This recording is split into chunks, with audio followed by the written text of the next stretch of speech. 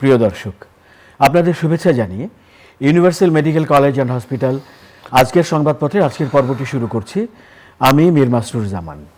সংবাদপত্রের শিরোনামগুলোকে ঘিরে চলমান পরিস্থিতি নিয়ে আলোচনার নিয়মিত এই আয়োজনে আজ সম্মানিত আলোচক হিসেবে আমাদের সঙ্গে রয়েছেন সিনিয়র সাংবাদিক, বিশ্লেষক এবং কলামিস্ট জনাব হাসান মামুন। আমরা স্বাগত জানাচ্ছি আপনাকে আমাদের মাঝে। ধন্যবাদ। তো সংবাদপত্রের শিরোনামগুলো দেখে আমরা আলোচনায় যাচ্ছি। দেশ রূপান্তর, ফোলা ফাঁপা চাহিদা, গলার কাঁটা, দুর্নীতির প্রতিবেদন নিয়ে লুকোচুরি, জামায়াতের ইশতেহারে গুরুত্ব পাচ্ছে যুবশক্তি, নারী প্রবাসীরা, বিএনপির পৌষ মাস ৩ সমীকরণে, ভোটযুদ্ধে নামার আগে দোয়া চাইলেন তারেক রহমান, ভোটে অনিশ্চয়তা দেখছেন অনেকে, মানবজমিন, কি ঘটেছিল জঙ্গল সলিমপুরে, বাবার জন্য কান্না থামছে না মুনতাহার, কাল থেকে মাঠ তাতাবেন প্রার্থীরা, প্রতীক বরাদ্দ আজ, ১৯৬ আসনে জাপার প্রার্থী ঘোষণা, ঐক্যবদ্ধ থাকলে সমস্যার সমাধান করতে পারব তারেক রহমান, জামায়াতের পলিসি সামিট, ৩১ দফা কর্মপরিকল্পনা উপস্থাপন। সময়ের আলো, সরকারি কর্মচারীদের প্রতীক্ষার অবসান, জানুয়ারিতে মিলতে পারে বাড়তি বেতন, প্রধান উপদেষ্টার কাছে প্রতিবেদন জমা আজ, চূড়ান্ত হচ্ছে নবম পে স্কেল, প্রতীক বরাদ্দ আজ, ২০ আসনে ২৭ জনের প্রার্থিতা প্রত্যাহার, আপিল শুনানি শেষে মোট বৈধ প্রার্থী দাঁড়ায় ২,২৫৩ জন, আচরণবিধি না মানলে ব্যবস্থা নেওয়া হবে ইসি, জাতি দিশাহারা হলে জুলাই জাদুঘরে পথ খুঁজে পাবে প্রধান উপদেষ্টা। শিরোনামগুলো দেখছিলাম। জি, তো আমরা আলোচনা করব রাজনৈতিক পরিস্থিতি নিয়ে।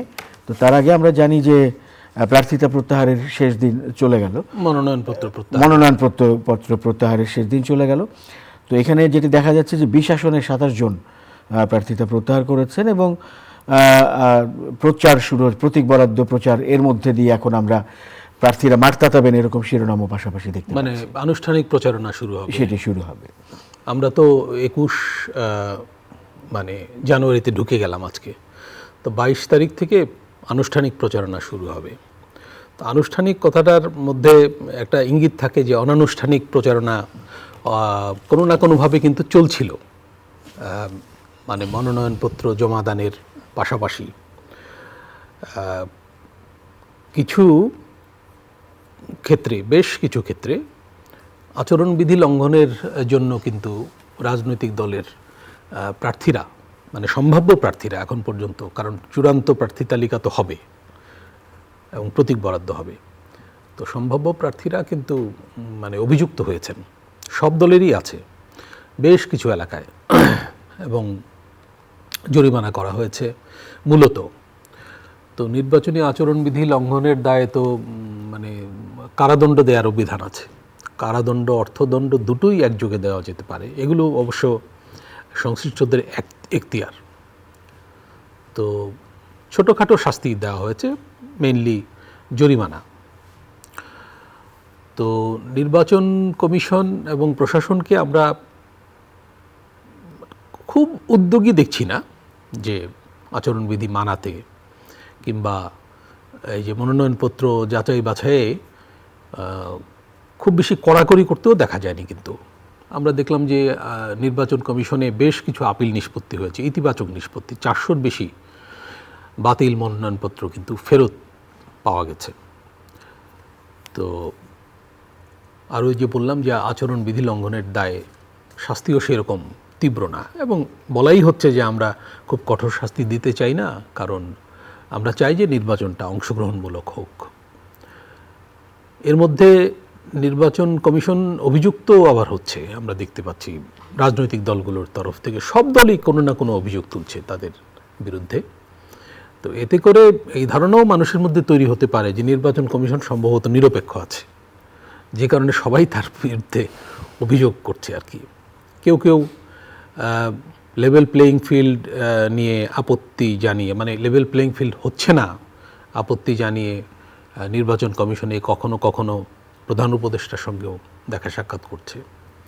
তো এইগুলো আমরা ধরে নিতে পারি যে সব নির্বাচনের আগেই রাজনৈতিক দলগুলো, বিশেষ করে প্রতিদ্বন্দ্বী রাজনৈতিক দলগুলো যাদের নির্বাচনের মাধ্যমে ক্ষমতায় যাওয়ার চান্স আছে, তারা এক ধরনের চাপ সৃষ্টি করে। সব যে ভিত্তিমূলক অভিযোগ তা না, ভিত্তিহীন অভিযোগও থাকে। তো যাই হোক, পরিস্থিতি খুব যে নেতিবাচক তা না, পরিস্থিতি খুব ইতিবাচক তাও না, পরিস্থিতি মোটামুটি ভালো। মানে ব্যাপকভাবে আচরণবিধি লঙ্ঘন হয়েছে এটা বলা যাবে না, আবার প্রশাসন ইলেকশন কমিশন খুব যে মানে সক্রিয় বা কঠোর সেটাও বলা যাবে না। আরেকটা হলো যে, তবে যেটা খুব প্রত্যাশিত ছিল সেটা হচ্ছে যে আইনশৃঙ্খলা পরিস্থিতির উন্নয়নে সরকারের সক্রিয় ভূমিকা, এটা তফসিলের আগেই হয়ে যাওয়া উচিত ছিল। মানে একটা উন্নতি নিয়েই নির্বাচনে যাওয়ার কথা ছিল। আমরা অতীতে তাই দেখতাম যে তফসিল ঘোষণার আগে সরকার পরিস্থিতি বেশ ঠান্ডা করে আনতো, এনে তারপরে ইলেকশন কমিশনকে বলতো যে নির্বাচনে যেতে। কিন্তু এখনও মানে অবৈধ অস্ত্র উদ্ধারে অগ্রগতি নাই। বেশ ধরপাকড় আছে, এই যে অপারেশন ডেভিল হান্টের দ্বিতীয় পর্যায়ে চলছে, কিন্তু প্রচুর ধরপাকড় থাকলেও রাইট লোকগুলো ধরা পড়ছে কিনা এই প্রশ্ন কিন্তু আছে, মানুষের মনে প্রশ্ন আছে। কারণ যারা কারাগার ভেঙে পালিয়েছিল গণ অভ্যুত্থানের সময়, যারা জামিন পেয়েছে গণ অভ্যুত্থানের পরে, জামিন নিয়ে প্রশ্ন তোলা একটু কঠিন, কারণ এটা আদালতের ইখতিয়ার। তো অনেক বিপজ্জনক বন্দী কিন্তু মাঠে আছে। এখন তারা আইন শৃঙ্খলার অবনতি ঘটাচ্ছে কিনা। আমরা তো র্যাবের উপর একটা দুঃসাহসিক হামলার খবর জানি, সলিমপুরে একজন র্যাব সদস্য মারা গেছেন, কয়েকজন আহত। তো এই ধরনের ঘটনায় কিন্তু মানুষের মধ্যে আস্থাহীনতা তৈরি হয় যে জায়গায় জায়গায় যদি এই ধরনের সন্ত্রাস তৈরি হয়, যদিও এটা নির্বাচন ঘিরে না, এটা হচ্ছে পিওরলি সন্ত্রাসমূলক ঘটনা। তো রাজনৈতিক দলের মানে আশ্রিত সন্ত্রাসীরা যদি বিভিন্ন এলাকায়, অন্তত অর্ধেক এলাকায় বা 1/3 এলাকায় যদি নির্বাচনকে প্রভাবিত করার মতো পরিস্থিতি তৈরি করে, মানে আইনশৃঙ্খলার অবনতি ঘটিয়ে, এটা পুলিশ, র্যাব, এমনকি সেনাবাহিনী নিয়ন্ত্রণ করতে পারবে কিনা, এই আশঙ্কা কিন্তু মানুষের মধ্যে আছে। তো এই আশঙ্কাটা নিয়েই আমাদের নির্বাচনী প্রচারণা শুরু করতে হচ্ছে। এখন প্রচারণা শুরুর পর আচরণবিধি লঙ্ঘনের প্রবণতা বাড়তে পারে। আসলে তখনই বেশি করে দেখা উচিত যে আচরণবিধি কে কতটা মানছে।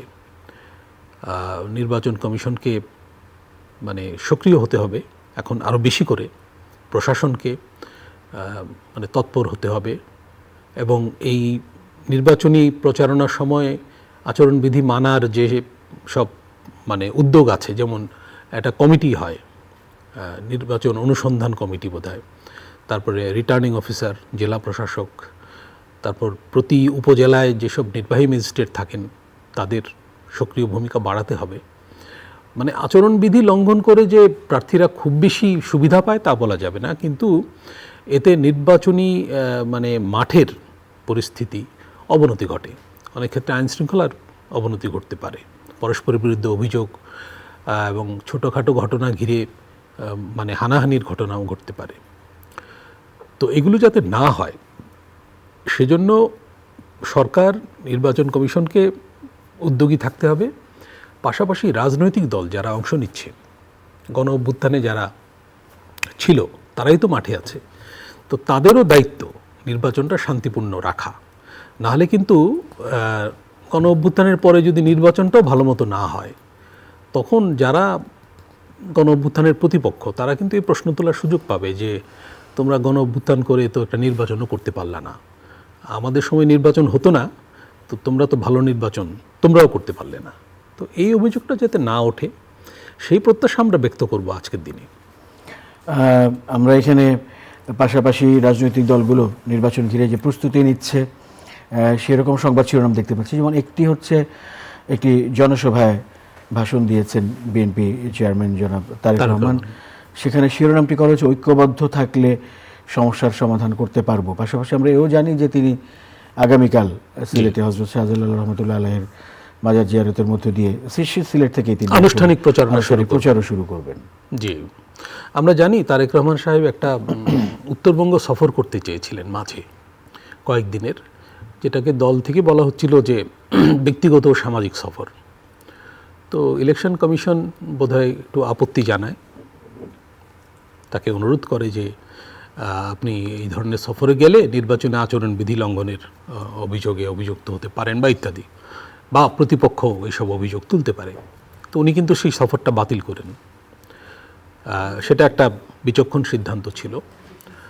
এমনিতেই তো আমরা দেখছি যে বাদানুবাদ হচ্ছে কিন্তু আচরণবিধি নিয়ে, তারপর লেভেল প্লেয়িং ফিল্ড নিয়ে, তারপর হচ্ছে নিরাপত্তা পাওয়া না পাওয়া। জামায়াত ইসলামের তরফ থেকে তো প্রশ্ন তোলা হয়েছে যে লেভেল প্লেয়িং ফিল্ড হবে যদি আমিরকেও সমান স্ট্যাটাস দেওয়া হয়, নিরাপত্তার স্ট্যাটাস। যাক, এইসব প্রশ্ন সঙ্গত না অসঙ্গত সেটা ভিন্ন আলোচনা, কিন্তু এই কথাগুলো উঠছে। আর একটা হলো যে কিছুদিন আগ পর্যন্ত কথা চালাচালি হয়েছে যে প্রশাসন কার নিয়ন্ত্রণে, সরকারে কার নিয়ন্ত্রণ বেশি, নির্বাচন কমিশনে কার লোক বেশি, কোন পক্ষ ইত্যাদি এইসব। তো এগুলোর একটাই জবাব, সেটা হচ্ছে যে নির্বাচন কমিশন এবং সরকারকে উদ্যোগী হয়ে লেভেল প্লেয়িং ফিল্ড যদি প্রতিষ্ঠার ক্ষেত্রে যদি ঘাটতি থাকে সেই ঘাটতি দূর করা এবং বলিষ্ঠতা প্রদর্শন করা। তো এই সুযোগ আছে সামনে।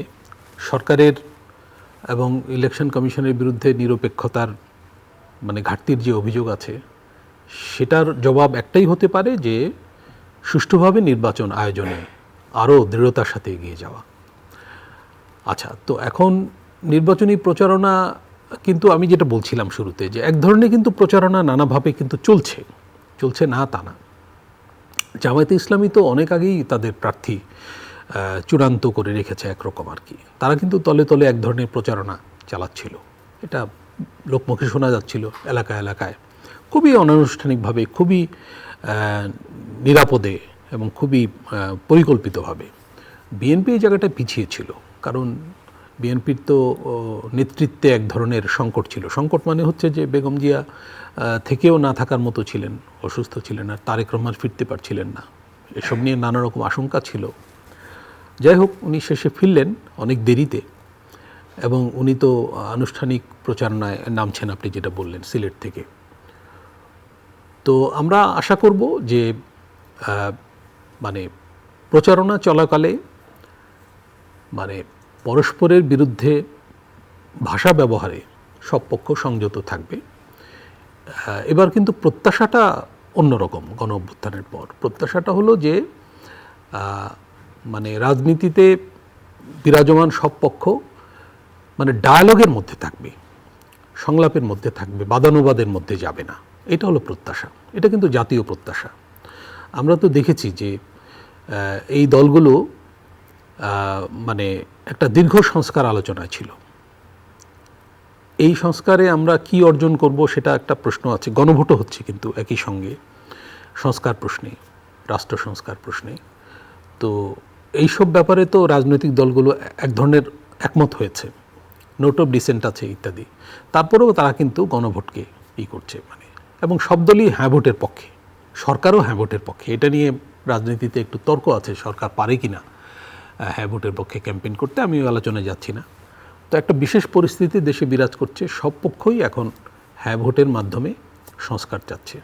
তো সংস্কারে রাজনৈতিক দলগুলো একমত হতে পেরেছে, এটা একটা বড় অগ্রগতি। এখন বাকি আছে নির্বাচন। একটি শিরোনামে অবশ্য আমরা দেখছিলাম যে জাতীয় পার্টি না ভোটের পক্ষে, এরকম একটি শিরোনাম আমাদের সামনে ছিল। জাতীয় পার্টি না ভোটের পক্ষে এরকম একটি শিরোনাম রয়েছে। এখন জাতীয় পার্টি কেন না ভোটের পক্ষে এটা তো পরিষ্কার না। জাতীয় পার্টিকে সংস্কার আলোচনায় অন্তর্ভুক্ত করা হয়নি, এটা তাদের একটা ক্ষোভের ব্যাপার থাকতে পারে।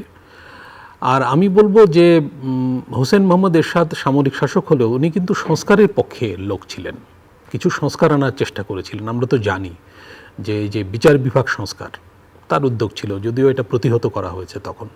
উপজেলা ব্যবস্থা প্রবর্তন, এগুলো কিন্তু জাতীয় পার্টির, এবং এরশাদ সাহেব সংস্কারের পক্ষেই কথা বলতেন। তো জাতীয় পার্টি কেন না ভোটের পক্ষে এটা জানি না, তবে এটা ঠিক যে রাজনৈতিক দলের অধিকার আছে, মানে না ভোটের পক্ষেও ক্যাম্পেইন করার অধিকার আছে। যেমন নাগরিকের অধিকার আছে না ভোট দেওয়ার, অনেকে ফেসবুকে ঘোষণা দিচ্ছে যে আমি না ভোট দেব। এখন তাদের এটা ইচ্ছার ব্যাপার। কিন্তু আমি বলছি যে হ্যাঁ ভোটের পক্ষে সবাই, সরকার সহ সবাই, যেহেতু সবাই সংস্কার চায়। তো আমার বক্তব্যটা ছিল যে সংস্কারে অগ্রগতি হয়েছে, এখন শান্তিপূর্ণ নির্বাচনের ব্যাপারেও অগ্রগতি হওয়া দরকার। এই নির্বাচনে জয় পরাজয় মেনে নেওয়ার একটা মানসিক প্রস্তুতি সব রাজনৈতিক দলের থাকা উচিত। কোনো কোনো পক্ষের মধ্যে মানে পরাজয়ের আশঙ্কায় নির্বাচন নিয়ে নানা রকম প্রশ্ন তুলতে দেখা যাচ্ছে। এমনকি কেউ কেউ বলছে যে নির্বাচন কিছুদিন পিছিয়েও দেওয়া যেতে পারে। এই খবরগুলো কিন্তু এসছে। লোকজনে যে রাস্তাঘাটে এখনও জিজ্ঞেস করে যে ঠিকমতো নির্বাচন হবে কিনা টাইমলি, এটার কিন্তু কারণ হচ্ছে এই যে সব রাজনৈতিক দল নির্বাচনের ব্যাপারে সোচ্চার না, বা নির্বাচন টাইমলি হবে এটা সরকার বলছে, সরকারের প্রেস উইং বারবার বলছে যে 12 তারিখে নির্বাচন হবে, কিন্তু মানুষ যে হতে পারছে না, মানে দৃঢ়চিত্ত হতে পারছে না নির্বাচনের ব্যাপারে। আপনাদের এই টেলিভিশনে এলেও লোকজন জিজ্ঞেস করে যে তারা মনে করে যে আমরা অনেক কিছু জানি, তো যারা জিজ্ঞেস করে যে ভোট ঠিক মতো হবে কিনা, আজকেও এরকম প্রশ্নের মুখে আমি পড়েছিলাম আর কি। হ্যাঁ, তো এটা একটি শিরোনাম রয়েছে এখানে সামনে, শিরোনামও ভোট নিয়ে অনিশ্চয়তা দেখছেন অনেকে, আমরা আগেও একবার বলছিলাম এই কথাটি। তো অনিশ্চয়তার কি কারণ? একটা হতে পারে যে আইন শৃঙ্খলার মাঝে মাঝে হঠাৎ করে এমন অবনতি ঘটে, যেমন র্যাবের ওপর হামলার এই ঘটনাটা, তারপরে মাঝে হাদির মৃত্যুর ঘটনা, তারপরে হাদির মৃত্যুকে ঘিরে এক শ্রেণীর লোক যা করলো মিডিয়ার ওপর, এটা তো অবিশ্বাস্য। তো তখনও এই প্রশ্ন উঠেছিল যে নির্বাচন ঠিকমতো হবে কিনা, টাইমলি হবে কিনা, বা হলেও শান্তিপূর্ণ হবে কিনা। অনেকে বলে যে নির্বাচন হবে কিন্তু শান্তিপূর্ণ হবে না, যে যার মতো এলাকা দখল করে ভোট দেবে ইত্যাদি ইত্যাদি। এবং এমন পরিস্থিতি হতে পারে যে ইলেকশন কমিশন নির্বাচন থেকে পিছিয়ে গেল, বাদ দিয়ে দিল নির্বাচন, সরকার বলল যে না, এটা কোনো নির্বাচন হচ্ছে না, এরকম আশঙ্কার কথা অনেকে বলে। তো সরকারেরই দায়িত্ব এই পরিস্থিতি, মানে এরকম আশঙ্কা যদি থেকে থাকে সেটা মোকাবেলা করা। মাঝে ডক্টর ইউনূস তো বলেছিলেন যে কোথাও থেকে হামলা চলে আসতে পারে ইত্যাদি ইত্যাদি। তো এইসব কথা কিন্তু সরকারের কাছে মানুষ শুনতে চায় না। সরকারের দেশ পরিচালনায় সাফল্য ব্যর্থতা নিয়ে অনেক আলোচনা আছে। তো সাফল্য কম, ব্যর্থতা বেশি যারা মনে করে, তারাও দেখতে চাচ্ছে যে নির্বাচনটা ঠিকমতো হোক। নির্বাচনটা হতে পারে সব রকম অসাফল্যের জবাব। হ্যাঁ, তো কারণ নির্বাচনের জন্য সবাই অপেক্ষা করে আছে। আমাদের দেশের উদ্যোক্তারাও কিন্তু নির্বাচন চাচ্ছে। এবং আমার মনে হয় যে, আমার কেন জানি মনে হয় যে আওয়ামী লীগ, পলাতক আওয়ামী লীগ, তাদের নেতৃত্ব, তারাও হয়তো চাচ্ছে যে নির্বাচন হোক, কারণ নির্বাচন হলে তারা হয়তো ভাবছে হয়তো যে একটা রিকনসিলিয়েশনের সুযোগ তারা পাবে নির্বাচিত সরকারের কাছ থেকে। নির্বাচন সামনে রেখেই আরও শিরোনাম, 31 দফা কর্মপরিকল্পনা উপস্থাপন করেছে জামায়াতে ইসলামী। জামায়াতের পলিসি সামিটে জি, জামায়াতে ইসলামীর আমির ডক্টর শফিকুর রহমান সেই বক্তব্য উপস্থাপন করেছে। জি, জামায়াতের এই বক্তব্য আছে। পাশাপাশি তারেক রহমান কিন্তু যে করাইল বস্তিতে গিয়েছিলেন আজকে, ঢাকার বৃহত্তম বস্তি যেটা পুড়ে গিয়েছে, সেখানে গিয়ে উনিও কিছু কর্মসূচির কথা বলেছেন, যদিও দরিদ্র জনগোষ্ঠীর জন্য। ওখানে বড় বড় দালান কোঠা হবে, ফ্ল্যাট হবে ছোট ছোট, সেগুলো বিতরণ করা হবে। তারপরে হচ্ছে যে পানি বিদ্যুৎ বিল অতিরিক্ত দিতে হবে না, এইসব। যাই হোক, তো দরিদ্র জনগোষ্ঠীর কল্যাণের কথা উনি বলেছেন। আর জামায়াতের যে কর্মসূচি, এখানে কিন্তু সুশীল সমাজের অনেকে যোগদান করেছেন, বিশিষ্ট সাংবাদিকরা গেছিলেন এবং দূতাবাসের লোকজনও গিয়েছেন। একটা বড় জমায়েত হয়েছে সেখানে। এবং সেখানে কিছু তারা ক্ষমতায় গেলে অর্থনীতির ক্ষেত্রে কি কি সংস্কারমূলক পদক্ষেপ নেবেন, বিশেষ করে তরুণদের জন্য, বেকার যুবকদের জন্য, শিক্ষা খাতে, স্বাস্থ্য খাতে, এইসব কর্মসূচি বর্ণনা করেছেন। এবং এর মধ্যে কিছু নতুনত্ব আছে। জামায়াতের মধ্যে কিন্তু একটা প্রবণতা দেখা যাচ্ছে, তারা ওই মানে কঠোর ইসলামী শাসন প্রবর্তন করা এই এজেন্ডা থেকে সরে গিয়ে তারা কিন্তু জনকল্যাণের দিকে যাচ্ছে, জনকল্যাণের কথা বেশি করে বলছে। এবং এই প্রশ্নেই আমি বলতে চাই যে এই ইসলামপন্থী যে জোটটা হয়েছিল, 8 দলীয় জোট, আপনি বোধহয় সেই হেডিংটাই পড়ছিলেন যে 8 দলীয় জোট যেটা পরে 11 দলীয় জোটে রূপান্তরিত হয় এনসিপি সহ 3 দল জয়েন করাতে, এবং জোটটা শেষে ভেঙে যায়। জোটের দ্বিতীয় বৃহত্তম দল ইসলামী আন্দোলন বাংলাদেশ, চরমোনাই পীরের দল, তারা বেরিয়ে যায় এবং তাদের উল্লেখযোগ্য সংখ্যক ভোট আছে সব নির্বাচনী এলাকায়। তো যাই হোক, তারা বেরিয়ে যাওয়ারও কিন্তু একটা বড় কারণ হচ্ছে ওই যে আদর্শগত প্রশ্ন। তারা কিন্তু বলছে যে জামায়াত এই শরিয়া আইন থেকে সরে গেছে, কারণ মাঝে খ্রিস্টান সম্প্রদায়ের সঙ্গে আলোচনায় জামায়াত আমির নাকি বলেছেন যে ক্ষমতায় গেলে শরিয়া আইন প্রয়োগ করবেন না, তারা একটা কল্যাণমুখী ইসলামী আধুনিক ইসলামী রাষ্ট্র করবেন। এটা হচ্ছে জামায়াতের কথা। তো আজকে যে ওই যে জামায়াতের যে কর্মসূচি পালিত হয়েছে, যে অনুষ্ঠান হয়েছে, সেখানে এই ব্যাপারটাই কিন্তু স্পষ্ট করার চেষ্টা আছে যে তারা একটা কল্যাণমূলক রাষ্ট্র করতে চান, মানে কিছু ওয়েলফেয়ার দিতে চান। আমাদের তো এই যে সামাজিক নিরাপত্তা কর্মসূচি আছে, তো সেটাকে যুবশক্তি, নারী, প্রবাসীদের উপর জোর দিয়েছে, নারীর উপর জোর দিয়েছেন। হ্যাঁ, জামায়াতে ইসলামীর বিরুদ্ধে তো অভিযোগ যে তারা নারী বিশ্ববিদ্যালয় করার নারীর ক্ষমতায়নের বিরুদ্ধে, এই অভিযোগ কিন্তু আছে নারীর ক্ষমতায়নের বিরুদ্ধে। তারা একজন নারীকেও কিন্তু মনোনয়ন দেয়নি ওই জোট, তাই না? তো এই অভিযোগটা আছে তাদের বিরুদ্ধে। তো কিন্তু তারা অন্যভাবে এটাকে কম্পেনসেট করার চেষ্টা করছেন। নারী, যুবশক্তি, এমনকি যারা বিদেশ যেতে চায় তাদের কর্মসংস্থান, তাদের প্রশিক্ষণ, তাদেরকে দক্ষ জনশক্তিতে রূপান্তর করা, এমনকি যারা রেমিটেন্স পাঠাচ্ছেন তাদের মধ্যে যারা মেধাসম্পন্ন জনগোষ্ঠী তাদেরকে দেশে ফিরিয়ে এনে কাজে লাগানো, বেকারদের সুদমুক্ত ঋণ দেওয়া, শিক্ষার জন্য ঋণ দেওয়া, স্বাস্থ্য খাতে কিছু ছাড় দেওয়া, যেমন যাদের বয়স 60-এর বেশি তাদের জন্য বিশেষ স্বাস্থ্যসেবা বিনামূল্যে, এই প্রতিশ্রুতিগুলো দিচ্ছেন। তো এখন এগুলো নির্বাচনের আগে তো সব দল থেকে আমরা পাবো, কিন্তু এখানে প্রশ্ন আছে। প্রশ্ন হচ্ছে যে এগুলো বাস্তবায়নের জন্য, মানে বাস্তবায়নের পাশাপাশি ইকোনমিকে ম্যানেজ করা, এটা কিন্তু ডিফিকাল্ট। যেমন তারেক রহমানও যে কর্মসূচি দিচ্ছেন যে 4 কোটি মানে ওই যে কার্ড, স্মার্ট কার্ড, তো এটার বাস্তবায়ন যোগ্যতা নিয়ে অনেকে প্রশ্ন তুলছেন যে আমাদের মানে এত কর ছাড় দেওয়া, এত রাজস্ব আমাদের আছে কিনা, আমরা মানে এগুলো বাস্তবায়ন করতে পারবো কিনা। তারপর জামায়াতের আজকের যে ঘোষণায় ট্যাক্স ভ্যাট কমানোর 3 বছর পর্যন্ত বিল বাড়ানো হবে না, গ্যাস, বিদ্যুৎ বিল ইত্যাদি। তো এইগুলো করার সামর্থ্য আমাদের রাষ্ট্রের আছে কিনা, রাষ্ট্রের ওই প্রতিষ্ঠানগুলো যারা এগুলোর সাথে সম্পৃক্ত তারা এগুলোতে একমত হবে কিনা, এইসব প্রশ্ন আছে। এখন নির্বাচনী মাঠে এইসব চলবে আর কি। এখন তো নির্বাচনী মাঠ নিয়ে আরেকটি শিরোনাম, অর্ধেক আসনেও প্রার্থী দিতে পারেনি বামদের যুক্তফ্রন্ট। সেই, হ্যাঁ, বামদের অবস্থা তো ভালো না, বামদের অবস্থা ভালো না। এখন তারা আলাদাভাবে নির্বাচনে অংশ নিচ্ছে, এটা মানে ইতিবাচক বলা যেতে পারে। এখন তাদের তো আর দ্রুত ক্ষমতায় যাওয়ার লক্ষ্য নাই, তারা হচ্ছে আন্দোলনের অংশ হিসেবে নির্বাচনকে ব্যবহার করা, এটা সবসময় বামদের নীতি। তো একটা বাম তরুণদের জোট কিন্তু হয়েছে এনসিপির পাশাপাশি। ওরা যে এনসিপি থেকে বেরিয়ে গিয়ে করেছে তা না, 1 বছর ধরেই প্রস্তুতি চালাচ্ছিল তারা। মানে মধ্যপন্থী থেকে বামপন্থী পর্যন্ত ছাত্র তরুণদের একটা এনপিএ সম্ভবত নাম, এনপিএ। হ্যাঁ, তো সেখানে অন্য বয়স্ক লোকজনও জয়েন করতে পারবে। তো এইটা নিয়ে মানুষের মধ্যে কিন্তু এক ধরনের উৎসাহ আছে। মানে আমি মনে করি যে বাম যে জোট হয়েছে তার চেয়ে এদের ব্যাপারে উৎসাহটা বেশি, কারণ এদের মধ্যে ছাত্র তরুণরা আছে এবং এরা অনেকেই গণ অভ্যুত্থানের সঙ্গে সম্পর্কিত ছিল। গণ অভ্যুত্থানের সঙ্গে যারা ছিল তাদের ব্যাপারে কিন্তু মানুষের একটা সমর্থন শুরুতে ছিল, পরে মানে বিভিন্ন ঘটনায় এবং এদের কিছু নেতিবাচক কর্মকাণ্ডের কারণে সেই জনসমর্থনটা কিন্তু নষ্ট হয়েছে বলে আমার মনে হয়।